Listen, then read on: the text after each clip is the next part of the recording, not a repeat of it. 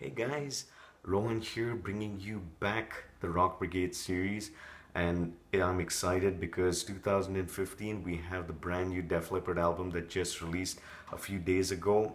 And man, I am stoked. I was just waiting to actually, just put this up and, share my thoughts with all of you and actually just know about what all of you feel as well.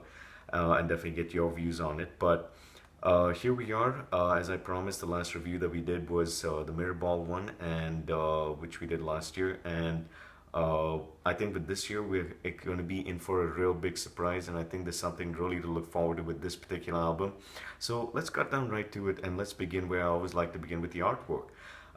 But just before that, I actually want to talk about the fact that Def Leppard actually mentioned that this was going to be a self-titled affair, and to be honest with you, I wasn't exactly very happy about that. But having seen how the way they've titled it and how they're promoting the album and how things are being received, I would say it was a pretty good move by them, and I wish them all the best. And I, for one, am just stoked about the way this whole album has actually come out. Coming to the artwork itself, it actually just features kind of like a logo of Def Leppard with a black background and what looks like shattered glass behind it. Not much to go by, especially when you're looking at such awesome artwork as I've always described my favorites like On Through the Night and Hysteria and Adrenalize and Retroactive and so on, Slang. But it sort of felt like a bit like, X or Euphoria, but it's kind of grown on me, and I think that's very symbolic because that's how the album actually is. It actually grows on you in such a big way. So I think it's a bit of artwork. It looks pretty nice on Rick Allen's drum kit. For those of you guys who've seen it, and I think it's going to be something which is definitely going to catch a lot of attention, become pretty identifiable, amongst a lot of rock, shall we say, graphics and of posters and so on, which you're going to see throughout the many tours that are going to be happening around the world. So that's going to be something to look forward to. Now, coming to the music itself, let's begin with the track "Let's Go." And I think over here, what Leopard was really trying to do was recreate the magic of what makes them Def Leppard. I think this is what the whole album encompasses. It's about a rediscovery, a journey, a full circle about coming back and really standing for who they are, what they believe in, and what they are all about, and what the fans are expecting, and what they are all about. And I think that they've really delivered the goods here. But here's the thing. When I first heard Let's Go, I was actually very disappointed because I actually somehow felt that they were rewriting Pour Some Sugar on Me. And a lot of you guys would have actually seen that and you know what I'm talking about. The riff is very similar, structured to a large extent, except for certain parts which are a lot different. But the interesting thing about this song is that it just grows on you. It keeps making you want to come back and listen to it more and more and more till it finally gets you hooked. So I would say probably when I first heard it that if you ignore the fact that they have Pour Some Sugar on Me, and for newer fans, if you hear this song, you might love it. But for older fans, you will love this song because it does really start to grow on you and really, pulls you in. But it was really the second track on the album, the second single, which is Dangerous, which really grabbed me. In fact, every time I hear it, I can almost, conjure up images of Steve and Phil, in the round in your face from the video which they actually did for the last, I think, Hysteria concert, which was in Texas, 1988, 89, somewhere about there. So I think that was really interesting because this track, is a full-blown rock. It just sort of smacks you in the face and just sort of grabs you and makes you want to, like take you on this wild journey with Joe, like really singing in a very interesting way with a lot of swagger and the rest of the band, just following him with that. And it's definitely a track to watch out for. You'll really love it, and it's something which could have easily fitted on, say Adrenalize or maybe in Hysteria or maybe in Euphoria for that matter. The next track is wow. This is called Man Enough, and it's a great groove. It's highly influenced by Queen's Another One Bites the Dust. It's influenced, but not a copy, because Leopard takes this kind of groove, and it was also the thought behind it, which Phil said was, to sort of like an ode to Michael Jackson's Billie Jean, that bass tone and so on. But the way Savage plays this song, the way the band grooves to it, the way you hear it, it almost feels like, when you first heard Hysteria and you first heard Pour Some Sugar on Me. It kind of feels a bit like that. But the interesting thing about this is that, if I'm just saying that, if like, let's say another band, like let's say Maroon 5 had to cover the song, I think the song would have gotten a lot more attention. But it's good to see that a lot of Leopard fans are kind of promoting it the way they are, and it is getting a lot of results, even from fans who are not necessarily Leopard fans, but just music or rock fans in general. You know, they're starting to get into this track, which you can see, which is really interesting. The following track is a ballad called We Belong, and this is the first time that Def Leppard has actually had all five members perform on a single song, do vocal duties, yeah. So if I've got this right, I think the first verse begins with Joe, it goes to Phil, it goes to Savage, it goes to Vivian, it goes back to Joe for the chorus and so on. And for the second verse, this is interesting. It goes to Rick Allen, and Rick is followed then by Phil Collins, sorry, not Phil Collins, Phil Collin, Rick Savage, and Vivian Campbell, and it goes back to Joe. It makes you sort of feel like you're floating on clouds. It's like the sun is shining, there's something powerful, you feel good about life. There's something really strong in this song, and the way it just sort of flows in the melody, and the way the chorus lifts up and just takes you on this journey. It's my favorite ballad. In fact, it's my favorite song from this album, apart from Dangerous. So I think it's definitely a track to watch out for. The next one is Invincible, and Invincible is interesting because it's got this very alternative feel to it, almost bordering on the lines of what some alternative bands or some other bands in the rock genre or the progressive genre might do. Like somehow it reminds me a bit of the Foo Fighters and a few other guys like that. I'm not saying that it's necessarily a copy of anything they do, but it's just so interesting to see Leopard try something very different with their music and get that grit and that raw guitar sound like really rolling through. So it's definitely an interesting track that would definitely want you to listen to a few times to really get into.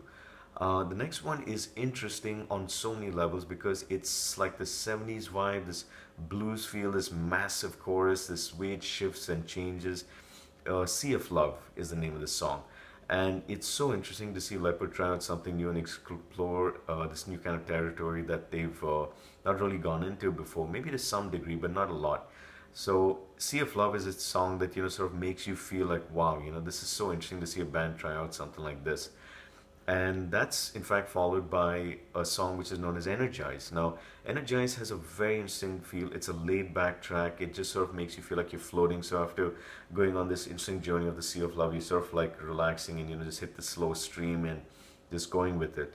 The only drawback with this track is that it's got some strange kind of electronic elements playing in the background, some kind of keyboard effect, which I don't think really gels too well with the song. So in fact, a lot of fans have complained about that, saying that it's not exactly in sync, so to speak. But it's not a bad song. It's a very good song. It's a very strong song. But they could have probably just done without that extra element added into it. Then it's almost like after just relaxing and going with this laid back feel, Leopard is like pulling you up and yanking you and just taking off into the stratosphere or something like that with a song called All Time High, which is, as one review guy, in fact, rightly said, it sort of feels like if you had a cross action of Retroactive and you had to take Bad Actress of songs from the Sparkle Lounge. This is actually a song which would probably be somewhere sitting in the middle of both those two tracks. And the thing is that the way Joe sings this song, like, I'm an all-time high, never gonna die, it's just like, whoa, where did this come from, So it just gives you that hard rocker feel, and you're just like, okay, great, this is my band, this is what Leopard is all about, So it's definitely something that's interesting. And what's even more interesting, and I'm sorry, I'm just using that word interesting a lot, is getting into the song called Battle of My Own. I feel strongly that this is very strongly Led Zeppelin influenced, and Leopard is not ashamed to actually show that. But the way they make this song their own and actually try out this whole acoustic feel with the drum kit kicking in later on and this other guitar elements coming into play and vocals and so on, it's a song you've really got to pay attention to. It's a song that has so many levels to it, and you just got to let it just like take you in. I know a few tracks I've described that way, but this is an interesting song from the point of view that it's so nice to see Leopard come up with something which is a very unique format, and I think Battle of My Own actually achieves all of that. The next track, Broke and Brokenhearted, is very good, very dynamic, has a kind of 70s feel to it. I think it's maybe consciously or unconsciously influenced by Kiss, because the way Joe's singing, the way Vivian and Phil are playing their guitar bits and so on, and the kind of tonality that's here, it's pretty strong that there's a lot of a sort of a Kiss influence, and they did the tour last year with Kiss, so it's pretty obvious that they're still getting influenced by those guys in some way. But Broken Hearted is a very catchy track. All things you love about it, kind of like the Don't Shoot Shotgun, Run Riot songs, kind of songs which are like, She's Too Tough, something like that. It sits somewhere in that category, like Bad Actress and Nine Lives and so on. So you guys will definitely enjoy this one. Forever Young is, it's kind of got this mean attitude to it. I always feel it's got this mean attitude, and it's kind of like, you're like, whoa, okay, what is up with this? And the way the song has this, like almost strong, iron fist and metal glove kind of approach. It sort of makes you take notice again. It's kind of like how you felt like when you were listening to Energized, and then went into all-time highs. So even though you listen to Broken Hearted, which is a rocker, and then you get into this one, it's like, okay, and it has that sort of alternative feel like Invincible did, to some degree. Last Dance is very country influence. In fact, I would almost say it's got a initially like a John Denver kind of element to it. But it is something which, they play live on stage. You're definitely going to see the lighters up in the air. Lots of people have loved this. It just hooks you immediately. It's a great ballad, very powerful. Leopard, like two steps behind, demonstrates their chops again on another acoustic song. And it is just something that, is a very sweet song, but not something which is soppy and sugary and blah. Well, you guys know my views about the soppy and sugary stuff when I did the X review, and I spoke about Let Me Be the One and how that was so promising, and it just sort of felt like a letdown. But this it starts off promising, and it fulfills its promise. Let's put it that way. Wings of an Angel, hard rocker. All the elements, which kind of remind you of something that could have probably sat between the songs from Pyromania and the songs from Hysteria, somewhere about there, or maybe even between Hysteria and Adrenalize. So you can actually see Leopard has come full circle. They've embraced their sound, they've embraced who they are, the elements about themselves, and they've done this. And this song is just one that you want to just put on constant repeat. I would say Wings of an Angel, Dangerous. These are the two rockers you just want to put on repeat and just keep on listening to. And concluding with this entire album is Blind Faith. I mean, wow, where did this come from? I mean, Blind Faith. I mean, there's so many things I would like to say about this song. It's kind of got that attitude and that kind of dark appeal. Sort of being a huge Alice in Chains fan myself, I just somewhat think that there's something about it that reminds me of an Alice in Chains, score or element, so to speak. But it also brings me to how Pearl of Euphoria's close-up slang. But don't freak out for the guys who are not big slang fans. But it's not Pearl of Euphoria. But it is a song that I wish was a little longer. That's my only complaint. But the song is classic. It is something that fans are going to want to see played live. It kind of reminds me in a way of how Scar was on X, but again, before some guys who have seen that review, this is a song that just sort of takes you, and it just makes you want to explore it more and more and more. And I think that's what the overall album is. You have to let it grow on you. You have to explore it more. You have to be patient with it. You have to stop coming in with prejudiced views about how does it stack up against other albums. Just treat it as a standalone piece of music, a standalone block of great artist work, and just run with that. And trust me, I think you guys will enjoy this album through and through.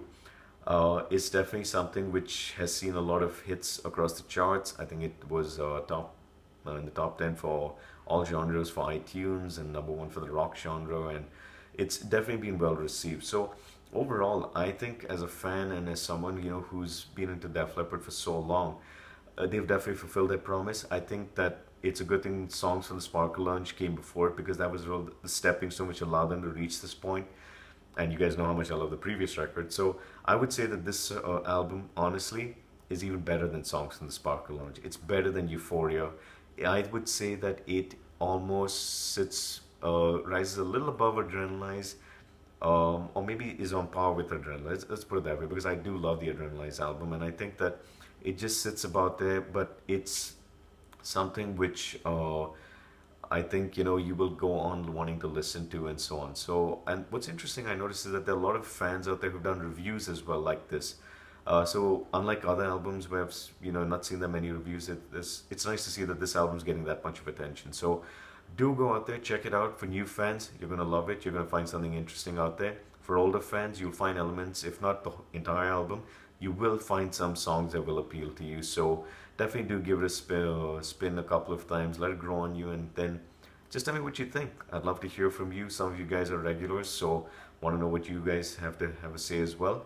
And yeah, guys, so concluding this review, and I will get back to you soon when hopefully we have something new from Def Leppard to report about. So take care and rock on.